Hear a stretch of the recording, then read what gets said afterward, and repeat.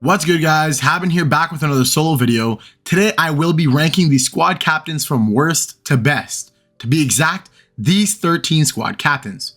I want to say before I jump into this, I have completed and plan on covering topics from the manga/anime, so if you haven't read the Thousand Year Blood War arc, spoiler warning ahead.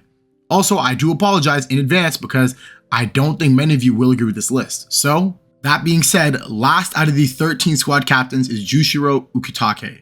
Hold on, I see y'all running to the comments. I know some of you may have someone else, but personally I feel like Ukitake never really stood out to me. His character design isn't that unique, his Shikai was alright, and his Bankai was never revealed. To make matters worse, he never really had an impactful moment or fight throughout the series. In the Thousand Year Blood War arc, everyone seems like they get some type of spotlight, but Ukitake just gets thrown away. We're given this 3-page backstory how he's a vessel for the Soul King, and that's the source of his sickness. He then sacrifices himself for the Soul King just for the plan to fail immediately, and he dies. Nobody acknowledges his death until 69 chapters later when everything is over, which left nothing but a bitter taste in my mouth after reading. Aside from small comedic moments we get from him and Shunsui, I didn't really care for him at all, easily putting him last. Not far in front of him is Soifon at 12. A character who played a decently bigger role throughout the series, as she had her moments at Yoruichi and Soul Society about the Stealth Force, where she learned to be an assassin and train under her. Then, she had her fight with the second Espada, which was super dope, and finally her last fight with BG9. Her character design in Shikai is nice considering her character is supposed to reflect an assassin, especially her ability where she taps you twice in the same spot, you're dead. Then, her Bankai, which is hilarious considering assassins are supposed to be stealthy and quiet, while it's basically one giant bazooka. But aside from those small moments, she really doesn't get much screen time, which is unfortunate considering I really do like her character and wish there was more. Now, at 11, I have Gin. Do not hate me for this one. Yes, I know he's low, but I'll explain why. Gin played a huge role throughout the first half of Bleach. He helped Aizen betray the Soul Society to carry out Aizen's goal, but were later revealed on in the series that he was a double agent the whole time. And you could always tell there was tension between Aizen and Gin throughout the series, so it didn't seem like a last-second decision by Kubo, which is good. Especially a snake-like character design with a Shikai and Bankai to match him, along with a somewhat entertaining fight with Ichigo. The reason why I have Gin so low is for a character as mysterious as Gin, I felt like his motivations for betraying Aizen were weak. Yes, I understand he was getting revenge for Rangekyo all this time from when they were kids, but it felt like wasted potential. When Gin died, I didn't even feel sad. If anything, I felt sad for Rangekyo, who was always chasing after him trying to get a reason. I think with better reasoning, he could have easily been a top 5 captain, but for now, he'll sit comfortably at 11. At 10, I have Kurosuchi Mayuri. Another captain I'll get hate for having this low, but it is what it is. Mayuri, the president of the research division, or in other words, the mad scientist for the Soul Society. His character design sticks out the most out of all the captains, as he's constantly changing his appearance throughout multiple arcs. His Shikai and Bankai also reflect his mad scientist sort of character, as he has multiple moments throughout the series that just shows how demonic and twisted his mind is, as well as how much he's willing to pursue something for science.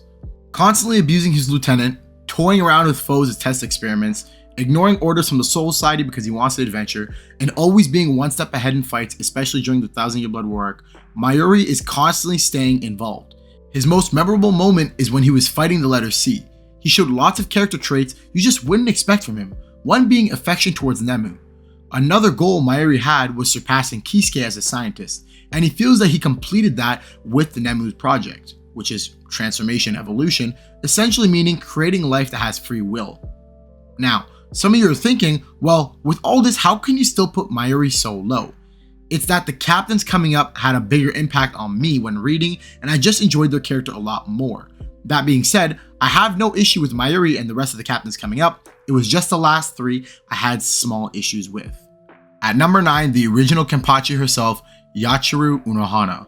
I will say Unohana definitely had the greatest comeback for everyone out of all the captains throughout the series, considering that she really didn't have any screen time, impactful moments, or memorable fights until the Thousand Year Blood War arc.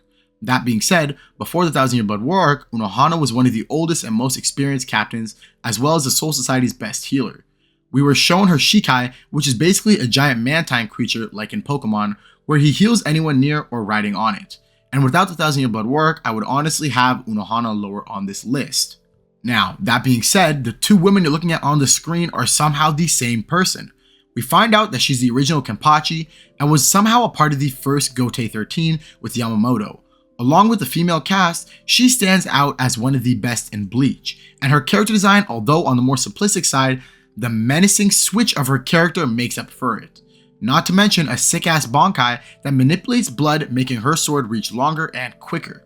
Additionally, she can rapidly heal any injury she sustains from a fight instantly. Unohana's fight with Kenpachi can arguably be one of the best in Bleach, and her character conclusion was done beautifully. To some, it felt like it was a stepping stone for Kenpachi's character, but to me, it felt necessary for both the characters. For me, 8 and 7 are two interchangeable and underrated captains that don't get enough love considering they played a great role bouncing off each other throughout the series of Bleach. Starting with 8, Kaname Tosen. I immediately really liked Tosen from the start of Bleach, not just because of his dope character design, but his ideals and reasoning for fighting. Although blind, Tosen is an impeccable swordsman and he managed to reach the ranks of captain. His Bankai strips the sense of sight, spiritual pressure, and sound from anyone inside. Unfortunately, he only managed to use his Bankai once and it wasn't the best matchup. Moving on to Tosen's past, when a woman special to him was killed and the killer was never punished for his wrong, Tosen vowed that he would fight for justice without unnecessary bloodshed. So when we find out he betrayed the Soul Society with Aizen, it was a big shock considering he's always fighting for justice. But Tosen has his own twisted way of looking at it, and although Aizen's route may seem harmful to everyone else, he states that he follows the path with the least amount of bloodshed. We find out later on in the series that Aizen's goal was to become the Soul King himself because he hated how the 5 great nobles have created the present world, which means Tosen didn't want to change the system from the inside like we expected when he became a captain, but instead abolished them completely along with Aizen, making his reasoning for betraying the Soul Society valid, unlike a certain someone. Like I already mentioned, the 7th captain does play a role against Tosen, so if you didn't already guess it, it's Sajin Kamamura. Sajin is a loyal and honorable individual. He believes strongly in justice and protecting the innocent, which is why Sajin and Tosen bonded a lot, but that was until Tosen betrayed the Soul Society. Their parallel and beliefs between each other made me love both their characters a lot more because it added depth to the story. He is often serious and stern, but he is also shown to have a compassionate and kind-hearted side. Despite his intimidating appearance, he is a gentle soul who cares deeply for his subordinates. The fact that at the beginning of the series, Sajin was afraid to show everyone his true identity because he's a wolf, but learns to accept who he is. Sajin overcame his identity crisis and became much more confident throughout the series, and it reflects in his Bankai too. His Bankai is basically a massive soldier in armor, and Sajin takes damage as well as his giant soldier. But during the 1000 Year Blood War arc, he sacrifices his heart to achieve his true Bankai, where he then violates Bambita, which was nuts. I hope people learn to love Sajin more after they animate his conclusion in the 1000 Year Blood War arc. At 6, the head captain himself, Yamamoto. Yamamoto probably made the biggest comeback for me during the 1000 Year Blood War arc with his fight against Yuhaba. Yamamoto was already super dope as he was the most experienced and oldest person in the Seirite. As well as the definition of a perfect leader, it showed throughout the captains and lieutenants as they respected him deeply. Plus, his use of flames was so sick, especially during the fight in Karakura Town. But I felt like they didn't do him justice, until I read the 1000 Year Blood War arc where they revealed his Bankai with north, south, east, and west. And after seeing it in action, I felt like Yamamoto finally lived up to the hype. It was devastating to see him go out like that, but Yuhaba had too much prep time. Character design for his young and old self is also super tough, so Kubo did a great job with this old head. So, Yamamoto comfortably sits at the 6th spot. We finally reached the top 5, and personally I think Kubo made the next 5 captains perfectly, not a single flaw in their character, starting at 5 with Shunsui. Shunsui's character design is simple yet complex, as he wears a straw hat, 2 hairpins, a pink kimono, and a belt. Shunsui had lots of great moments throughout the series, especially during the 1000 Year Blood War arc, as he stepped up to the role of head captain. Even though he was clearly inexperienced, he made sure to take initiative, even in decisions that could hurt fellow captains, as long as it benefited the Soul Society. Although he does seem like the lazy type, Shunsui showed that he can step up to the plate when necessary, especially during his fight with Leo, where we see his dual blade Shikai and Bankai. I love how creative Kubo was with his Bankai as well. I also really enjoyed his backstory with his lieutenant. I don't know if that was planned or a last second decision by Kubo, but I really enjoyed the story thoroughly. I do also enjoy his comedic moments, but the comedy with Shunsui is like a cherry on top of a cake type of addition for his character. At 4th, I have Sosuke Aizen. Aizen, I don't feel like I really need to explain too much about his character, but I'll explain a little bit anyway. Fantastic character design throughout multiple moments in the series, easily the strongest Zanpakuto in the Soul Society, especially since he ended up merging with it. Although trapped in jail, one of the 5 special threats to the Quincy's completely tricked the entire Soul Society and discovered how to make holification. Probably one of his best moments is planning Ichigo's whole existence even before Ichigo was born. Lots of great fights throughout the series, and easily the best antagonist in Bleach. He's only this low because I like the other 3 a lot more. Easily the least hated captain at 3rd, Kenpachi Zaraki. Kenpachi's character was already so sick and entertaining before the Thousand Year Blood War arc, but Kubo decided to whip out his bag of spices and cook some more. Although one of the more cooler character designs compared to the others, his personality and bloodthirst for fights has so many fans excited when he's on the screen. Multiple great fights throughout the series, but unlike other captains, Kenpachi did not earn his position through a formal selection process.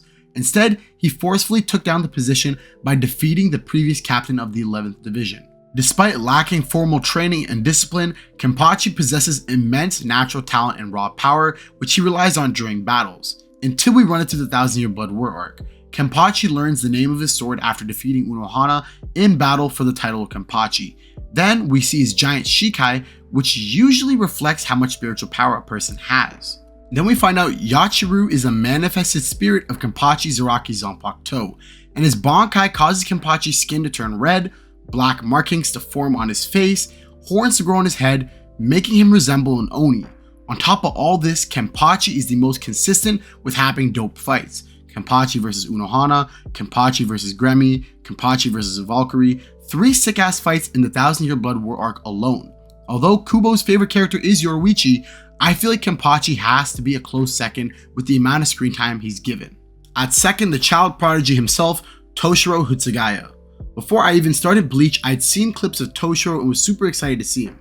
Toshiro is characterized by his youthful appearance and short stature, which often leads others to underestimate him. However, he possesses great intelligence, maturity, and a strong sense of justice. He plays a significant role in conflict against Aizen and his army of Varankars, as well as the Thousand Year Blood War arc. Toshiro's Zanpakuto is an ice-based weapon that grants him control over ice and cold.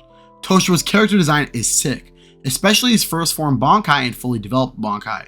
I had already really enjoyed Toshiro's character before the Thousand Year Blood War arc, so when I saw him perform his new Bankai, I was losing it.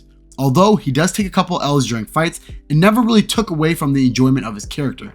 The comedy around him and Rangekyu I also found very entertaining. Whether it's Rangekyu making short jokes or them butting heads, it always put a smile on my face.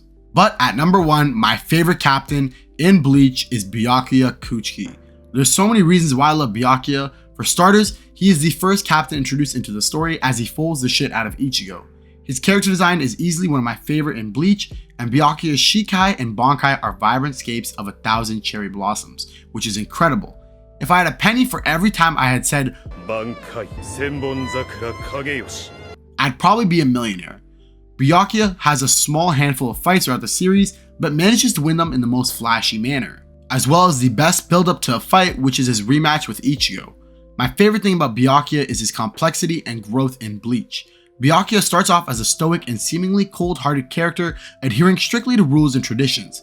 However, as the story progresses, his character undergoes significant development. Byakuya encounters and experiences challenges in his belief and ultimately led to his growth, revealing layers of his personality and emotions. His growth steadily inclined throughout the series, specifically with his relationship with Rukia and unwavering loyalty to his clan. You'd never expect a cold-hearted character like Byakuya to ask for help, especially if the issue doesn't concern them. But surely enough, he lowers his ego and asks Ichigo to help save the Soul Society, which is one of my favorite peaks throughout the show. Byakuya's relationship with other characters, such as his interactions with Ichigo, his interactions with his lieutenant Renji, and his younger sister Rukia, provide additional layers to his character. These relationships showcase Byakuya's development, allowing him to form meaningful connections and develop a more nuanced personality, which is why he's my favorite captain in Bleach. Thank you guys for watching. This is the conclusion to ranking the best captains in Bleach. I hope you enjoyed watching as I did enjoy making this video. I know for sure there's plenty of you who disagree with this list, so be sure to comment down below what list you'd have and who's your favorite captain. Like the video, and as always, thanks for watching, and I'll see you guys in the next one. Take care.